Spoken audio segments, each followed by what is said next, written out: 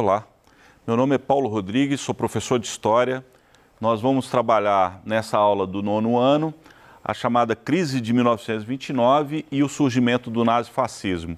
Eu espero que vocês gostem, é um tema bastante importante para a gente entender a configuração do século XX, né? E até para entender, inclusive, o presente, né? São temas que ainda estão na ordem do dia. Pois muito bem, essa unidade temática na qual esses temas se inserem é chamado Totalitarismo e Conflitos Mundiais, no período ali de 1914 até 1945. Conforme nós dissemos, nossos temas é a crise capitalista de 1929, uma crise brutal do ponto de vista econômico, que a gente vai procurar entender suas razões, e a emergência do fascismo na Itália e do nazismo na Alemanha. Muito bem, as habilidades que se tratam esses temas estão aqui, mais para referência dos professores, a quem eu já aproveito para fazer um agradecimento muito especial, professores, professoras, né, que estão aí no cotidiano acompanhando os nossos meninos nesses tempos tão desafiadores. Muito bem. Os objetivos seriam, portanto, compreender a crise de 29 e suas repercussões e implicações no mundo e refletir sobre o surgimento e as características do nazifascismo. Eu espero que ao final da aula a gente cumpra essa proposta desses dois objetivos. Muito bem. Bom, a crise de 29, antecedentes. Então vamos começar a entender o cenário que essa crise se desenrola. A primeira coisa que nós temos que lembrar, né, é sobre a Primeira Guerra Mundial, conforme vocês estudaram, inclusive comigo, começa em 1914 e termina aqui em 1918. Os Estados Unidos emergem dessa guerra como a grande potência no mundo, né? Eles já eram um país importante antes da Primeira Guerra Mundial e ao término da Primeira Guerra Mundial eles se consolidam como a grande potência no cenário internacional. Só para vocês terem uma ideia, só para ilustrar essa afirmação, os Estados Unidos eram responsáveis por algo em torno de 50% da produção industrial do mundo inteiro. Então, vocês imaginam o impacto disso, o tamanho e a importância desse país no cenário internacional da época. Muito bem. Essa sociedade americana, quer dizer, nesse cenário, década de 20, né, nós estamos falando do início do século 20, então até a década de 20, é marcada por um clima de euforia, né? E nós temos a chamada consolidação do American Way of Life. Vocês desculpem aí o inglês, né, precário, mas traduzindo assim a grosso modo, seria o estilo de vida americano. Então se consolida nesse período e é um estilo de vida americano, conforme todos vocês sabem, extremamente baseado no consumo, né, na ideia de consumismo. Eu trouxe até aqui uma imagem, né, pessoal, a associação da felicidade, da felicidade familiar vinculada, né, aos bens de consumo duráveis, no caso aqui o fogão, a televisão, lá ali no início do século XX. Então é isso o que os autores chamam, a grosso modo, de American Way of Life, que é muito característico desse período. Uma extrema euforia, uma crença no progresso eterno, profundo, etc. E o apelo muito forte para o consumo. Muito bem. Só que, pessoal, essa euforia ela tinha bases frágeis. Vamos entender por quê. Bom, após a Primeira Guerra Mundial, vocês já sabem disso, a Europa saiu extremamente destruída e em uma crise econômica e estrutural muito séria, muito profunda. E os Estados Unidos, nesse contexto, então, passou a exportar tanto mercadorias quanto capitais para a Europa, não é? A Europa tinha se tornado um mercado muito importante para as indústrias norte-americanas. Em meados da década de 20, 25, né, nessa época, a Europa começa a se reconstruir efetivamente, não é? A superar aquelas questões da guerra, e essa Europa reconstruída passa a depender cada vez menos dos Estados Unidos da América. Muito bem. Nós podemos compreender também que aquela euforia, aquele crescimento lá do início dos anos 20, ele tinha bases frágeis. Por que nós podemos dizer isso? Bom, primeiro porque havia uma concentração de renda muito significativa nos Estados Unidos na época. Apesar de ter um crescimento da renda, a renda não crescia na mesma medida do crescimento da produção. Então, uma concentração da renda. Um outro aspecto também, um endividamento muito forte das famílias. Então, uma parte daquele consumo estava baseado baseado na questão do endividamento. E também uma especulação muito grande, principalmente na Bolsa de Valores. Então, todo mundo jogando, apostando na Bolsa de Valores como uma forma rápida de enriquecimento. Bom, é nesse cenário, né, de você ter, de um lado, bases frágeis, de outro lado, a retomada do crescimento europeu, de outro lado, a concentração de renda, tudo isso sinalizava para o início de uma crise, mas a produção norte-americana não diminui.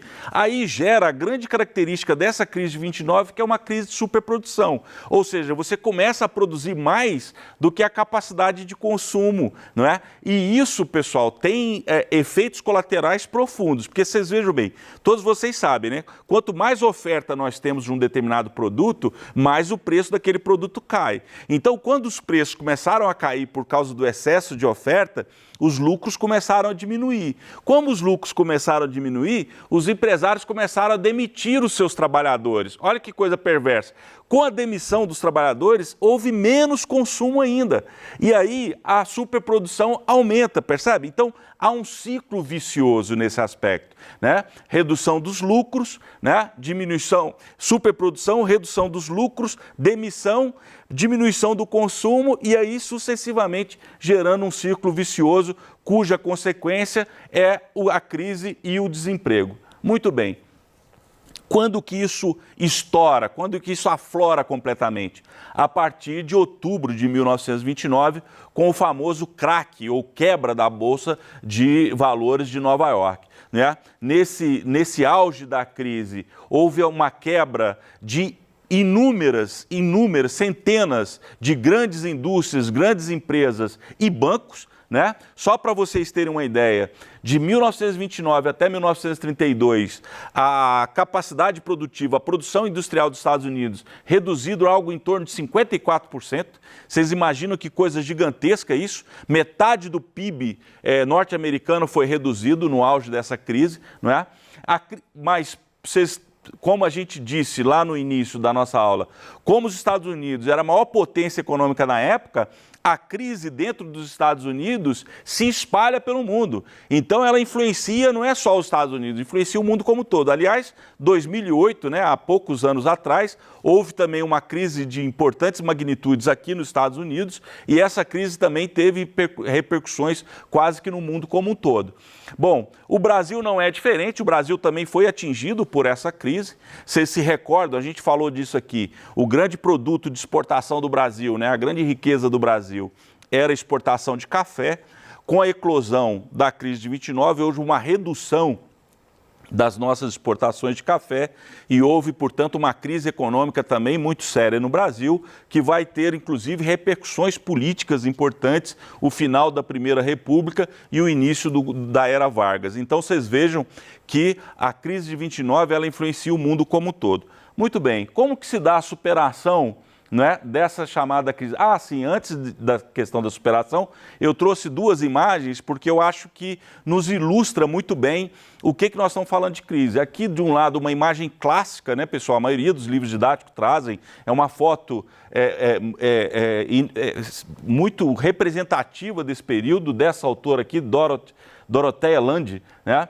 Que mostra a desesperança, né, de uma mãe, a miséria de uma mãe lançada ali no desemprego, na fome, etc. E aqui também eu fiz questão de trazer um gráfico, pessoal, mostrando o crescimento do desemprego a partir da crise de 29. Vocês imaginam, o desemprego dos Estados Unidos antes da crise era em torno de 4%, 4,5%, ele vai acima de 20% num curto espaço de tempo, não é? Então vocês veem a magnitude dessa crise de 1929. Bom, conforme eu disse anteriormente, como é que se dá a superação dessa crise? Um grande símbolo é o Franklin Delano Roosevelt, né, que é o líder dos Estados Unidos após a crise, e ele implementa um conjunto de medidas chamado New Deal, que também traduzindo de forma muito literal seria um novo acordo, não é?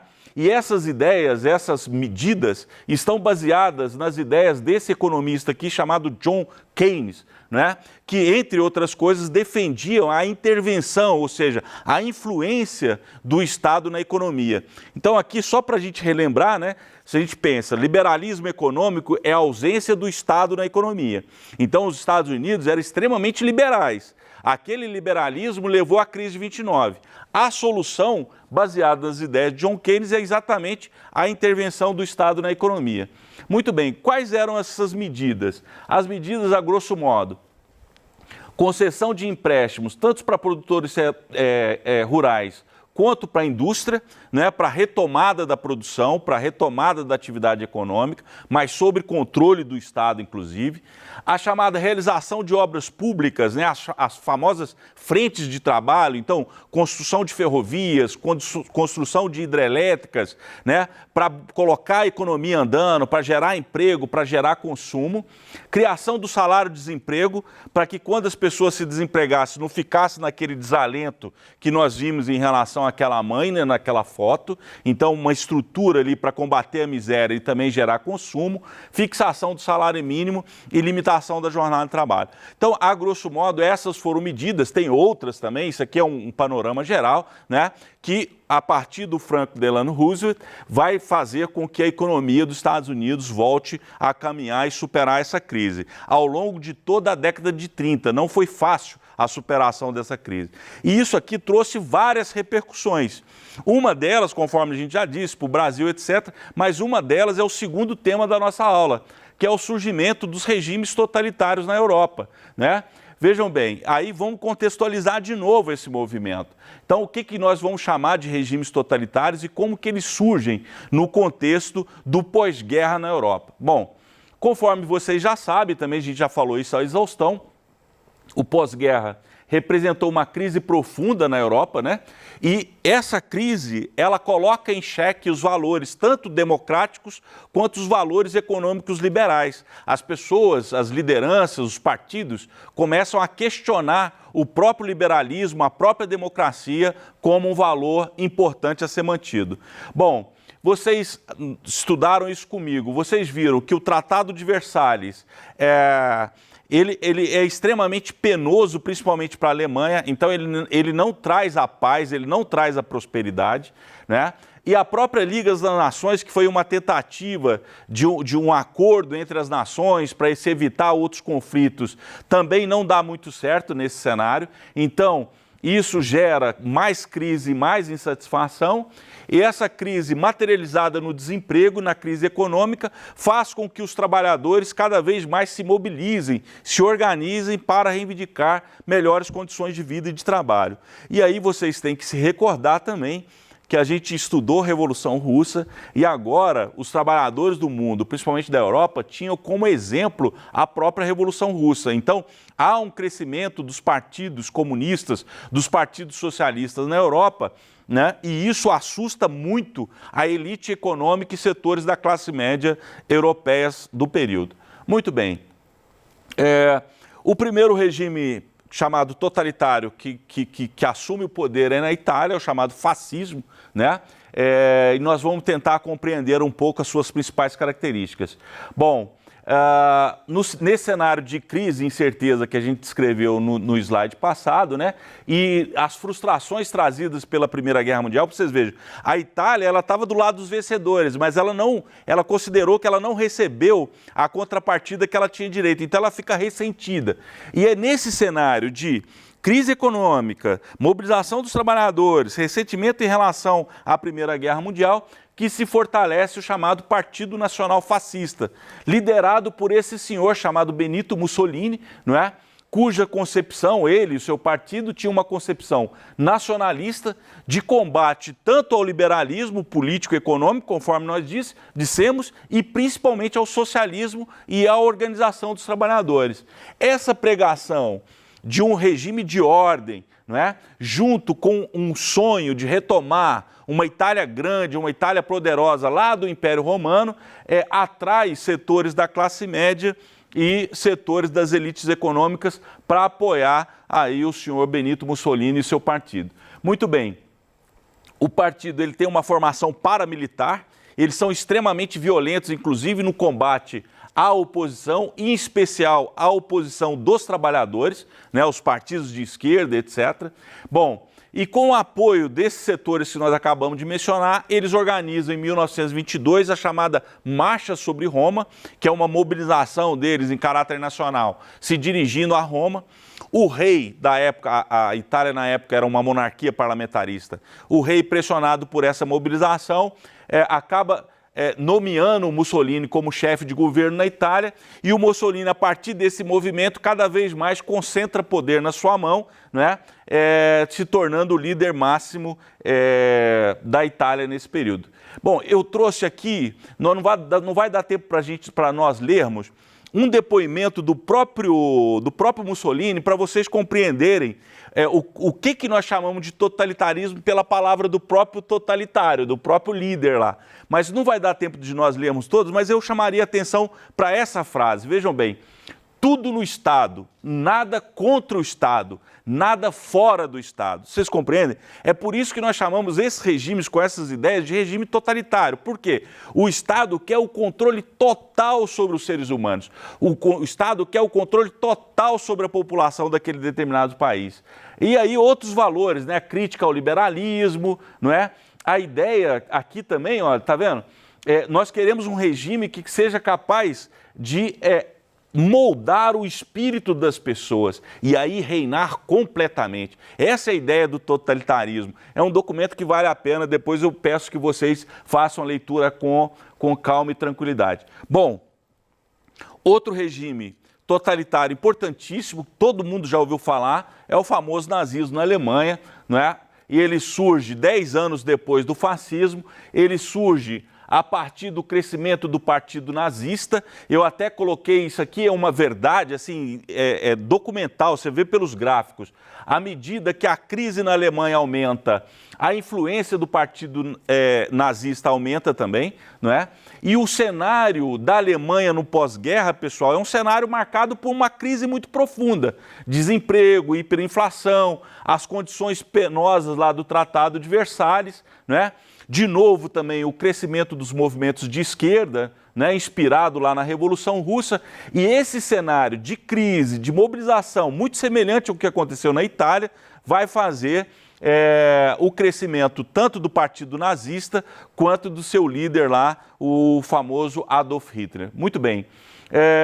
O Hitler, de forma um pouco semelhante ao próprio Mussolini, assume o poder relativamente de forma democrática a partir de 1933 e a partir desse momento ele começa a acumular poder, a usar várias estratégias para centralizar o poder em suas mãos, até que em 1934 ele se torna o grande Führer, né? O grande líder do Reich, do Império Alemão, né? Concentrando os poderes nas suas mãos. Bom, eu trago aqui alguns elementos da doutrina nazista, né, daquilo que os nazistas pensavam, concebiam como política, né, a maioria vocês também já ouviram falar, baseado nas ideias de Hitler e outros, eles acreditavam na supremacia da raça ariana. Então a raça ariana, da qual que o povo alemão é originário, seria a raça superior a todas as outras, não é? Um antissemitismo profundo. O que é o antissemitismo? É o combate aos judeus, né? O preconceito sobre os judeus, né? Os povos de origens judaica, terrivelmente, né? Um antissemitismo profundo, acusando os judeus de serem os principais culpados por tudo de ruim que acontecia na Alemanha. O total fortalecimento do Estado, assim como os fascistas que a gente acabou de ver, e também na Alemanha a ideia de expansionismo, de um espaço vital, né, que a Alemanha tinha que se expandir para se garantir, a raça ariana, garantir o seu espaço vital no contexto mundial. E essas ideias são mais próprias do regime nazista, mas tem algumas ideias que são muito comuns a ambos, aos dois regimes. A ideia de um partido único, então, democracia nem pensar, diversidade de opinião nem pensar, existe um único partido, é o partido único, seja o nazista, seja o partido fascista, e esse partido único com uma liderança incontestável, seja o Duce na Itália, seja o Führer na Alemanha, né? As grandes lideranças inquestionáveis, com poderes extremamente absolutos. Um nacionalismo exacerbado, né? A valorização sobre todas as coisas da nação, então a nação alemã sobre todas as coisas, né? Esse nacionalismo exacerbado, o belicismo, ou seja, a valorização da guerra, a valorização do combate, né? A negação da paz, olha só o que estava por trás desse pensamento. E uma censura muito forte dos meios de comunicação e o uso de estratégias de comunicação, né?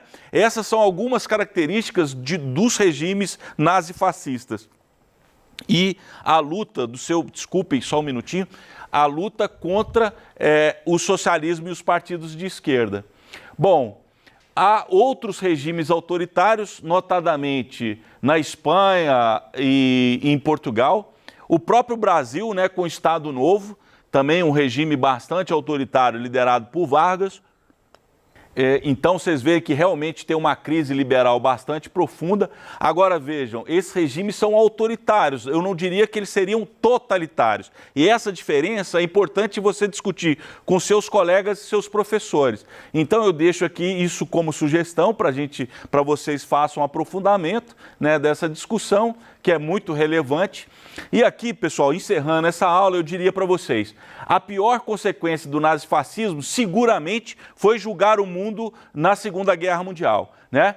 E uma outra coisa, quando os alemães principalmente são derrotados, vem à tona os crimes bárbaros que eles perpetraram na Europa durante a guerra, né? Então o mundo fica impactado com aqueles crimes, com aquela brutalidade do que foi feito em nome dessa supremacia nazista. E isso marca profundamente o pós-guerra. E finalmente, pessoal, é importante a gente demarcar que hoje em dia, infelizmente, pelas crises, etc., algumas ideias autoritárias assim voltam a estar presentes na nossa sociedade. É isso, vocês desculpem a correria, é muita coisa para a gente falar. Muito obrigado e bons estudos para vocês.